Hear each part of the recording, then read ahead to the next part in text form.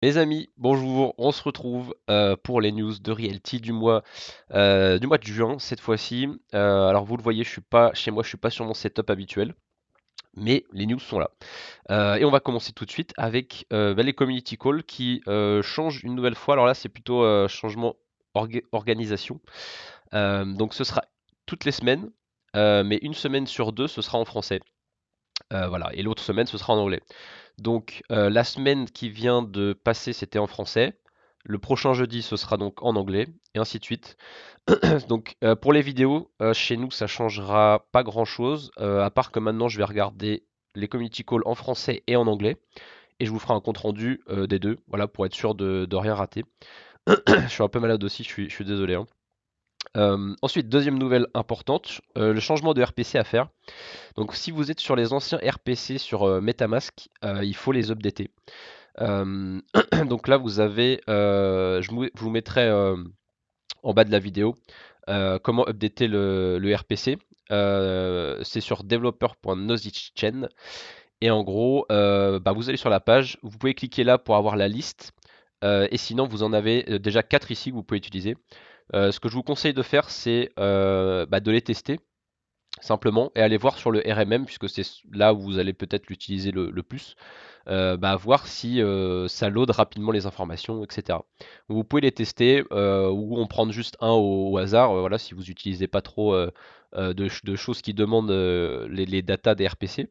Voilà, simplement, n'oubliez pas de l'updater, sinon vous risquez d'avoir des soucis.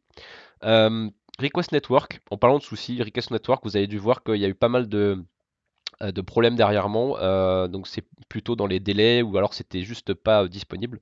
Donc ça, c'était un souci de leur côté qui était dû à une update qui s'est visiblement pas très bien passée et aussi au fait que on vous encourage maintenant à ne plus passer par le paiement par carte de crédit. Donc beaucoup plus de monde cherche à payer par Request Network, ce qui fait que voilà, les serveurs, j'imagine, sont plus surchargés que d'habitude. Et en plus, avec ça, l'update qui s'est pas bien passé, ça cause des soucis.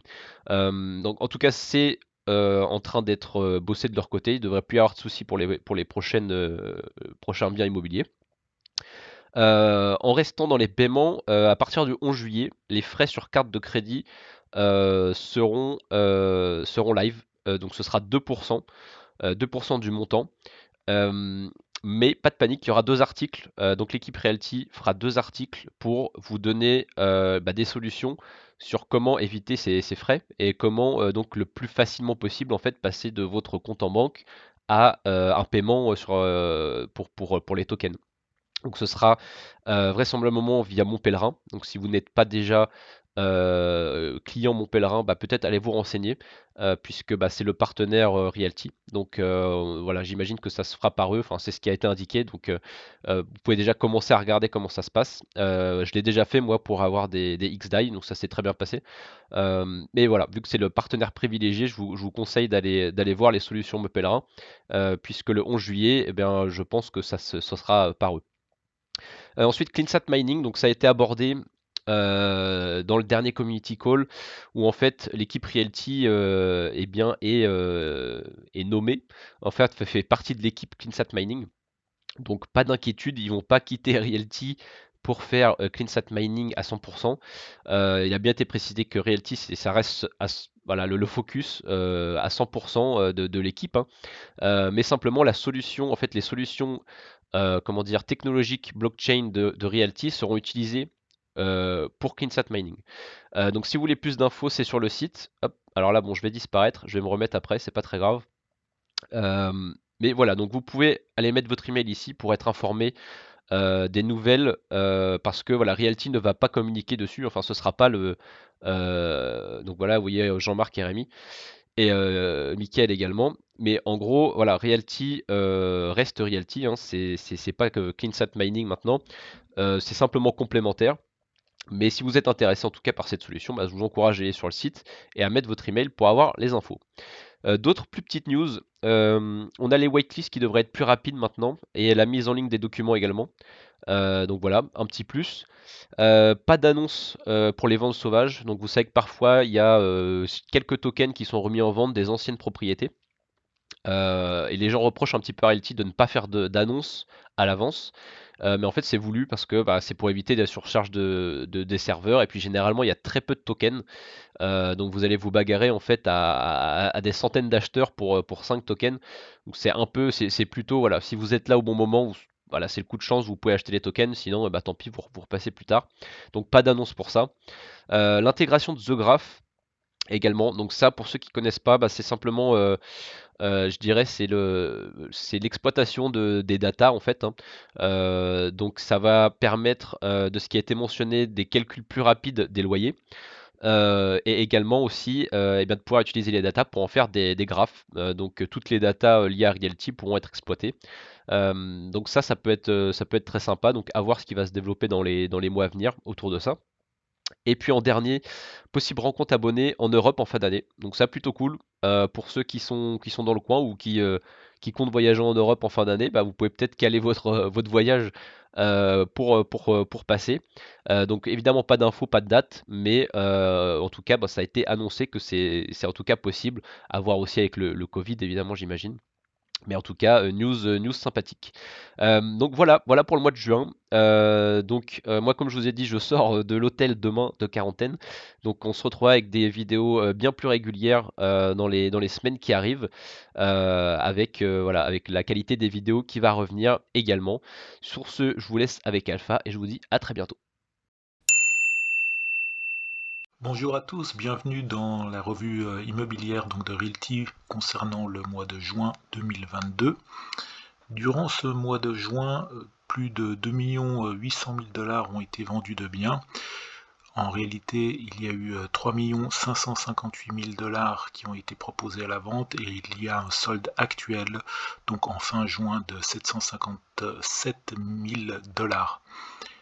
Il est à noter que un duplex, donc Shenlong en l'occurrence, est une vente un peu particulière car c'est la première fois où on voit une scission de ce lot en deux parties, la moitié pour des investisseurs résidant aux États-Unis et l'autre moitié pour les résidents euh, en dehors des États-Unis, donc comme l'on a eu jusqu'à présent. En ce qui concerne la maison de réinvestissement, nous sommes passés donc d'un duplex de 103 000 dollars à un duplex de 124 000 dollars. Ces deux bâtiments sont à Détroit, d'ailleurs comme tous les autres bâtiments qui ont été proposés durant le mois de juin par Realty. Durant ce mois, nous avons été dépourvus de community call immobilier. Aussi ai-je dû demander quelques renseignements auprès de Rémi. Donc, concernant Scoville, 8 unités sur les 18 logements sont actuellement louées. Il n'y a pas de retard, ce qui est une bonne nouvelle, et nous sommes actuellement dans une phase de rénovation successive de logements. Ça veut dire que dans ces logements, une attention particulière est portée sur les salles de bain et également les cuisines avec des changements d'appareils sanitaires ou des réparations d'appareils sanitaires ou de meubles. Les espaces communs sont laissés en dernier car dans le cadre d'un chantier, évidemment, des dégâts peuvent avoir lieu et donc ces travaux de finition sont réalisés au dernier moment. Ceci veut dire donc que pour Scoville, celui-ci sera entièrement loué à partir du 1er octobre. En ce qui concerne la salle, bâtiment également dépourvu de locataires, il y a 3 semaines de retard qui sont rattrapables. Ces 3 semaines sont particulièrement dues au fait qu'il y a des demandes spécifiques à faire auprès de la mairie de Détroit concernant l'installation anti-incendie, donc l'installation sprinkler. Cette installation sprinkler ainsi que des travaux de réparation de la structure seront faits au mois de juillet. Durant le mois de juin, et précédemment d'ailleurs, le bâtiment a été entièrement vidé, donc ça j'en avais déjà parlé, et toutes les cloisons intérieures non porteuses ont été démolies. L'ensemble des travaux sanitaires, des réseaux sanitaires a été réalisé, ainsi que l'électricité. L'électricité se poursuivra également au mois de juillet. Ceci veut dire que le délai du 1er octobre a quand même des chances d'être tenu, ainsi que la mise en location totale au 1er décembre. Dès que des unités sont terminées, il est prévu que des locataires puissent visiter des appartements en guillemets témoins pour pouvoir s'inscrire lorsque le bâtiment sera terminé. Aux États-Unis, l'inflation ainsi que l'augmentation des taux est un vrai sujet actuellement dans le domaine de l'immobilier. En effet, nous sommes dans une situation inédite, tant en termes de rapidité d'augmentation de l'inflation et des taux immobiliers que de leur ampleur. Il y a également, lié à ça, et c'est un élément particulièrement nouveau, une crise énergétique de production d'énergie et d'augmentation du prix de l'énergie. Ça veut dire quoi pour Realty? Ça veut dire qu'à partir du mois d'octobre, octobre-novembre 2022, il va y avoir des opportunités d'achat pour Realty, particulièrement des achats de biens de type B ou C. Donc les types B ou C, en fait, c'est des maisons individuelles classiques que l'on trouve dans les banlieues américaines. Il y a un problème, cependant, c'est que Realty n'a pas de cash disponible. En effet, l'ensemble des revenus locatifs sont distribués au token holder, donc ça risque de poser une petite difficulté. Cependant, il y aura tout de même des bons coups à jouer parce que les défauts de crédit vont augmenter et il sera possible, probablement, point par point, localement, d'acheter des biens à environ moins 20%. Cependant, il n'y aura pas de baisse généralisée des prix, mais plutôt une baisse du nombre de ventes et une stabilisation des prix. Concernant les locataires, Realty pourrait augmenter légalement les baux, augmenter les loyers. Cependant, il y a un jeu d'équilibre à faire parce que l'inflation est tellement importante qu'il ne faudrait pas non plus mettre les locataires dans des situations si difficiles que soit nous perdions des locataires, soit ils venaient à ne pas payer, ce qui engendrait des procédures et des frais supplémentaires. Donc oui, il va y avoir des augmentations, mais probablement pas de l'ampleur de l'inflation actuelle.